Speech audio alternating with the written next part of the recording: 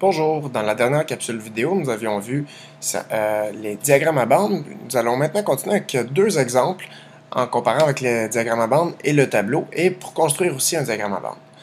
Donc ici, le diagramme à bande permet de comparer des données. Dans le diagramme suivant, on compare le temps consacré aux enfants par le père et la mère d'une certaine famille. Donc on peut avoir une légende comme ça ici qui va nous donner le temps pour la mère, le temps pour la mère pour les activités sociales, le temps pour le père pour les activités sociales qu'ils consacrent quotidiennement, donc à chaque jour, à leurs enfants. Ce qui est bien au diagramme à bande, c'est qu'on voit rapidement, c'est très visuel, on voit par exemple rapidement que la mère passe plus de temps dans les activités sociales que le père à consacrer du temps aux enfants. Et on voit que les activités sociales prennent plus de temps aussi que les sports. Donc c'est très visuel, on peut comparer assez facilement.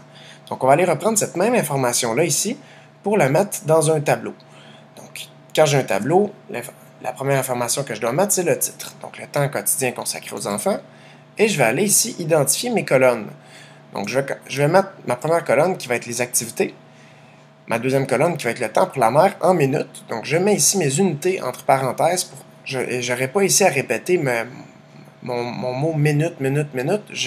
J'aurai qu'à dire combien il y en a, et ici, ça indique que c'est en minutes. Et la même chose, temps pour le père, ici en minutes.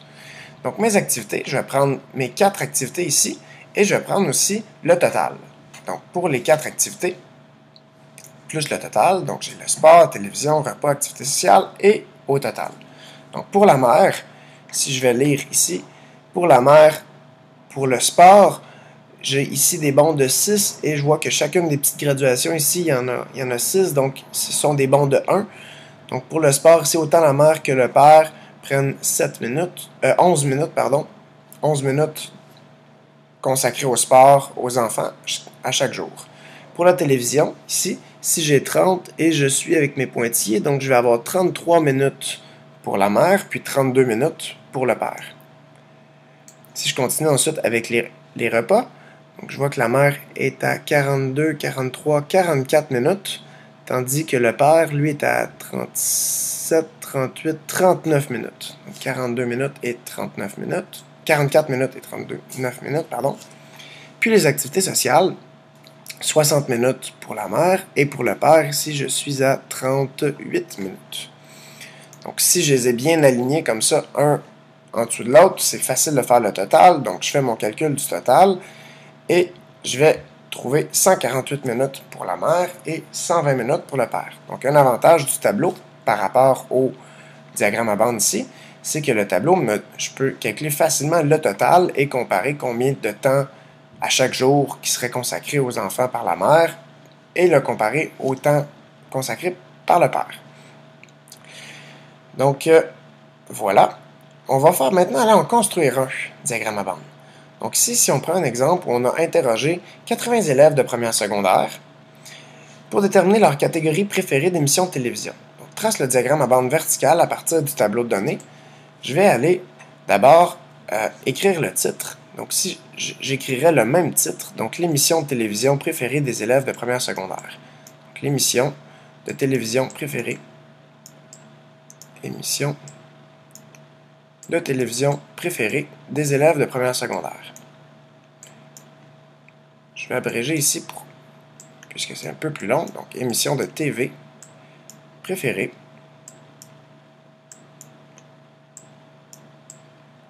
des élèves de première secondaire.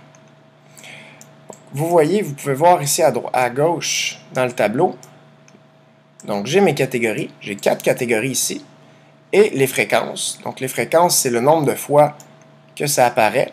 Donc, ce que ça veut dire, c'est que la première donnée, à gauche, j'ai 5 élèves qui préfèrent les nouvelles. J'ai 40 élèves qui préfèrent les sports. J'ai 20 élèves qui préfèrent les films. Et j'ai 15 élèves qui préfèrent les téléromans. Pour un total de 80 élèves. Donc, j'y arrive. J'ai écrit mon titre. Donc, émission de TV préférée des élèves de première secondaire. Donc, ça, c'est très important. Commencer d'abord par le titre pour savoir qu'est-ce que c'est ma situation. Ensuite, je vais aller identifier mes axes. Donc, ici, puisqu'on a demandé un diagramme à bande verticale, je vais avoir des bandes ici qui vont être debout, dans le fond. Donc, je dois aller placer ici mes catégories. que j'ai préalablement écrit pour gagner un peu de temps. Donc, je vais aller placer mes catégories qui vont être nouvelles, sport, film et téléroman. Puis, sur l'autre axe, je vais aller placer mes fréquences. Donc, mes fréquences qui vont être le nombre de fois que ces catégories-là apparaissent, donc le nombre d'élèves qui préfèrent chacune de ces catégories-là. Mes fréquences. C'est dur de bien écrire un petit peu. Donc, pour aller graduer mon axe ici, ma donnée, la plus petite donnée, c'est 5. Ma plus grosse donnée, c'est 40 et non pas 80. 80, c'est mon total. Donc, si parmi mes 4 données, ça passe de 5 à 40, je n'ai pas besoin de faire une coupure d'axe. Donc, je commence ici à 0 et je vais faire des bonds de 5, ce qui serait le plus logique ici. Donc, ici, rendu à cette barre-ci, je suis à 5 élèves et je vais continuer des bonds de 5. Donc, ici, je serais rendu à 10 élèves, 15 élèves,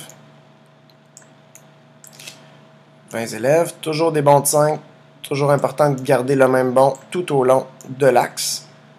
25, 30,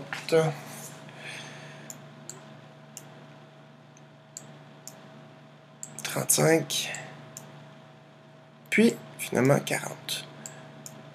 Ensuite, je vais aller tracer mes bandes.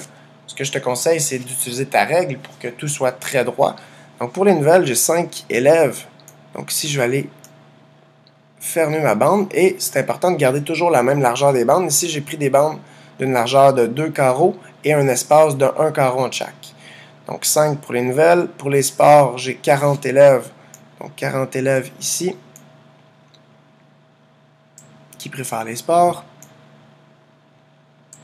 J'ai 20 élèves qui préfèrent les films. Puis finalement, 15 élèves qui préfèrent les téléromans. C'est important de remplir les bandes pour qu'on les voit bien, pour qu'elles ressortent.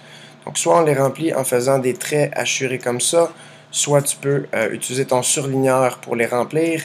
Tu peux utiliser des couleurs différentes aussi, il n'y a pas de problème. Tant qu'on voit que c'est bien, on voit bien l'intérieur des bandes comme ça pour que ça soit très visuel. Voilà, c'est comme ça qu'on fait un diagramme à bandes. En faisant le titre, identifiant les axes, en graduant les axes, toujours les mêmes graduations, puis en traçant nos bandes. Donc, dans la prochaine vidéo, nous verrons les diagrammes à ligne brisée.